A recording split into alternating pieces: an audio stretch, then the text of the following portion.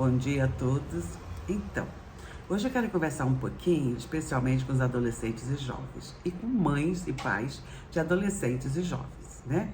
Veja bem, essa faixa etária é extremamente comprometedora em termos de sensibilidade, né? A gente sabe que eles são tímidos, são sensíveis, é uma faixa etária que eles estão se encontrando, começando a se encontrarem, e muitos deles têm muita dificuldade de se encontrar com relação ao seu eu, né? Quem eu sou, para que eu estou aqui na Terra, o que Deus quer de mim, Deus tem um propósito para minha vida, qual é?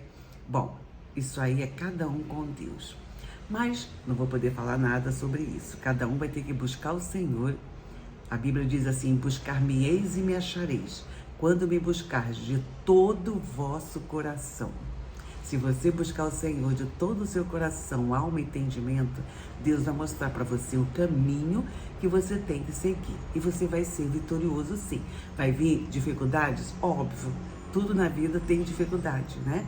Vão vir várias coisas que você vai ficar entristecido? Pode ser, mas que vão fortalecer você, para você saber exatamente o que você quer e atingir o seu objetivo. Eu gosto muito da Bíblia, que ela é tão verdadeira e fiel e real e atual até hoje, que tem a história de um jovem, o jovem Daniel. Ele tinha 3 amigos, mas o Daniel é um jovem que eu quis destacar hoje por considerá-lo um jovem muito temente a Deus. Um jovem que era de uma linhagem, né, judaica, de sábios, muito inteligente, com a mente muito privilegiada, mas por causa do pecado do povo judeu e por causa do povo judeu não estar buscando ao Senhor e enveredando por caminhos que não agradaram o coração de Deus, eles foram levados cativos para a Babilônia. Né? Todo mundo conhece a história. Se não conhece, vai estudar um pouquinho a história do povo judeu. Ela é maravilhosa e ela tem muitas especificidades que a gente gostaria de conhecer para se aprofundar mais nessa juventude aqui de Daniel, né? Então, mas Daniel, ele foi levado cativo e a Bíblia cita mais 3 nomes, né? Era Daniel, Ananias, Misael e Azarias. Eles foram levados cativos para a Babilônia. E lá o rei Nabucodonosor mandou que mudasse o nome deles. Daniel passou a se chamar Beltesazar, Ananias Sadraque, depois veio Mesaque e Abidnego, nome dos 4 amigos. Vou repetir: Beltesazar, Sadraque, Mesaque e Abidnego. Então veja, esses 4 jovens foram levados cativos. Só que o rei os achou tão inteligentes que colocou ele no rol de pessoas sábias do palácio. Porque tinha os sábios, os magos, essas coisas todas. E ele botou para eles estudar as ciências dos caldeus. Olha, a ciência dos caldeus é muito, muito grande, né? Eles estavam avançados à época para muitos outros lugares. E Daniel foi escolhido, então, pelo rei.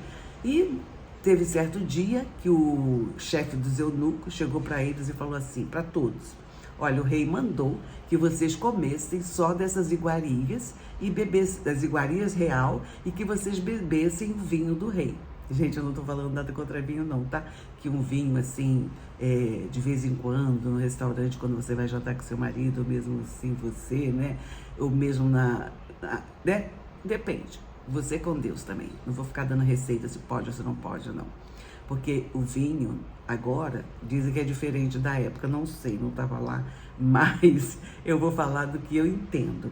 Vinho, ele é saudável. Por exemplo, muitos médicos mandam tomar 3 dedos de vinho pós-almoço.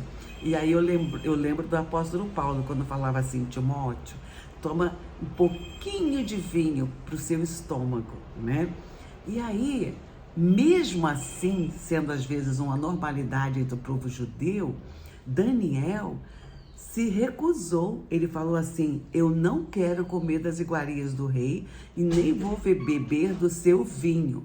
Então, eu vou ficar aqui, né, com os meus amigos e queria comer outras coisas. Não quero fazer parte das iguarias do rei.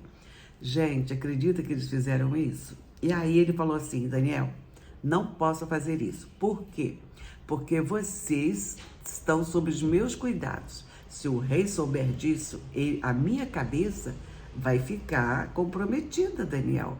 Ele falou assim, Arioque, faz o seguinte, experimenta, eu te peço, por 10 dias.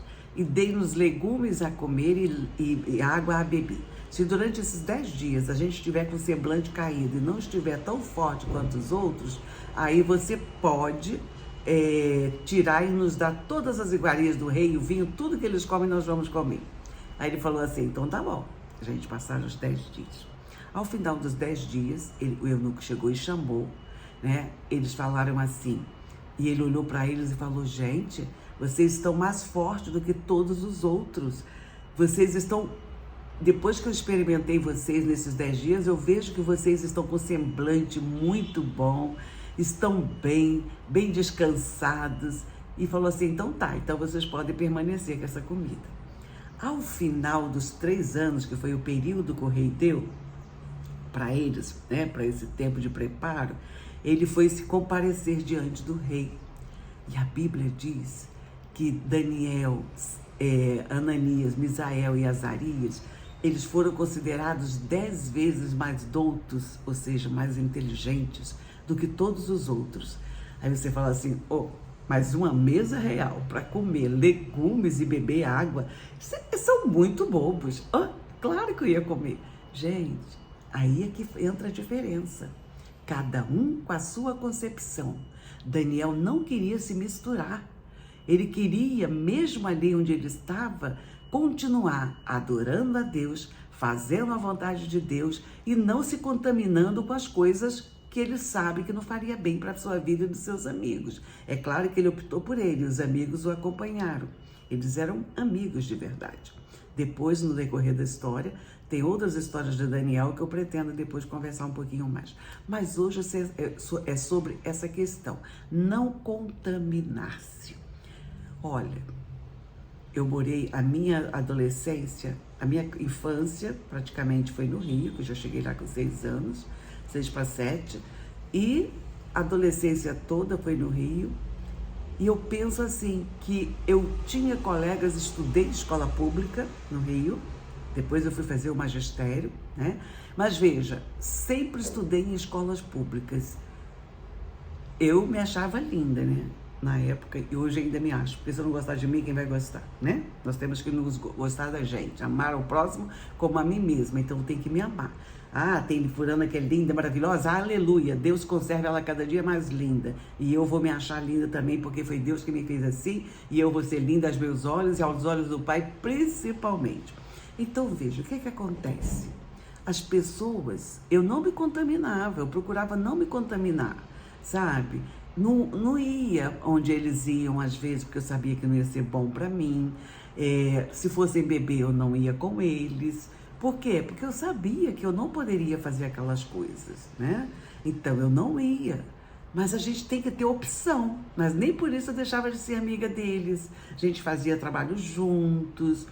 Nós saíamos, às vezes, até depois da aula, quando acabava mais cedo. Íamos passear, bater um pouquinho de perna, que era normal na adolescência, mas sempre conversando, brincando, nada assim que fosse, que eu me sentisse, que estava entristecendo a Deus. E também a mim mesmo, que ia contra os meus princípios, né? Então veja, hoje o jovem tem um monte de gente para dar para eles, oferecer para eles, dar não, oferecer, porque tudo tem um preço, né? Eles oferecem para os adolescentes e para os jovens um monte de coisas que depois eles vão se tornar cativos daquela oferta. Haja vista as drogas e a bebida alcoólica em demasia também, que a gente sabe que faz mal de qualquer forma, né? E outras coisas mais. Começa com um pouquinho, daqui a pouco vai se tornando um alcoólatra, você começa fazendo um pouquinho aqui, dali, daqui a pouco já tomou conta da sua vida, você não consegue mais ficar sem. Então, para que começar? Tem um versículo na Bíblia, no Salmo 119, que fala assim: de que maneira poderá o jovem guardar puro o seu caminho? Observando segundo a minha palavra. É isso. A palavra de Deus manda eu fazer isso? Se ela não manda, então para que eu vou fazer? Eu sei que se eu for, eu vou me contaminar, vou começar a viver uma vida diferente. Então por que eu vou? Eu tenho que fazer amigos. E por que tem que ser assim? Por que eu tenho que fazer esses tipos de amizade? Que eu sei que não vão me levar para lugares que eu sei que vai entristecer o Espírito de Deus que habita em mim. Que meu corpo é templo do Espírito Santo. Jovem, acordem. Adolescentes, fiquem espertos.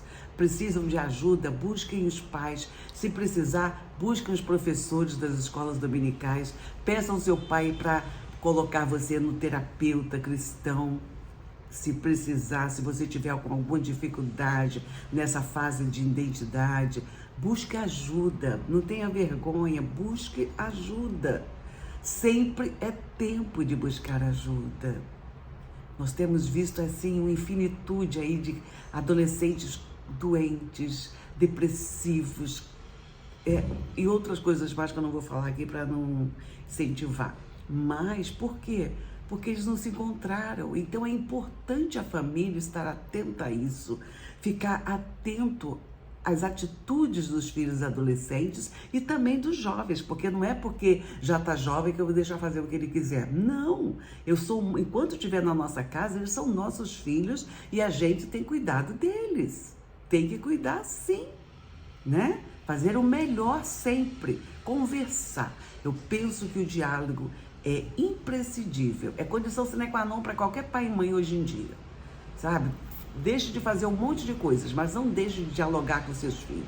Se você quiser ter filhos capazes mentalmente e que sejam jovens e adolescentes, que sejam capazes de tomar atitude que não vai entristecer a Deus e muito menos a você, papai e mamãe, converse com seus filhos, dialogue com eles. Não pense que você colocar num monte de atividades, esse é ativismo, vai resolver, não.